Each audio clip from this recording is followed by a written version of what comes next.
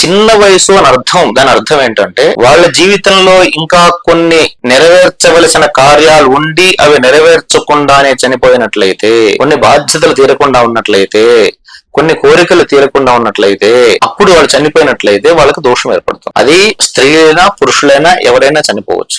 ఈ ప్రమాదాలు కొంతమంది అనేక రకాలైనటువంటి ప్రమాదాల వల్ల కూడా చనిపోతారు. అంటే వాహన ప్రమాదంలో కానీ, జల ప్రమాదంలో కానీ, అగ్ని ప్రమాదంలో కానీ, ఎక్కడైనా ఏదైనా ప్రమాదంలో కూడా చిన్న వయసులో చనిపోతారు. అలా మరణం జరిగినప్పటికీ కూడా వాళ్ళకి ఆ వంశంలో పితృదోషాలు వెంటబడతాయి. అయితే ఈ పితృదోషాలు వెంటబడడం వలన మనకు జరిగేటువంటి లక్షణాలు అంటే మనకు కొన్ని ఇండికేషన్స్ ఉంటాయి.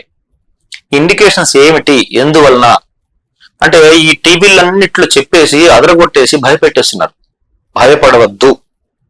మొట్టమొదటిగా నేను చెప్పేది మీకు, మీరు భయపడకండి. ఇప్పుడు ఒక కంపెనీ వాడు ఒక తాళం చారు చేసిన తాళం చెవి కూడా ఇస్తాడు కదా, మనకి ఇవ్వకుండా ఉండడు కదా. భగవంతుడనే కూడా మనకు సమస్యలు ఇచ్చినప్పుడు ఆ భగవంతుడే మనకి పరిష్కారాలు కూడా ఇస్తాడు కదా. అటువంటిప్పుడు భయపడి టెన్షన్ పడి అదుందట ఇదుందట అని చెప్పేసి ఎవరో ఏదో చెప్పారని చెప్పేసి కంగారు పడిపోయి ఎటువంటి ఆందోళనకి గురి కావద్దు.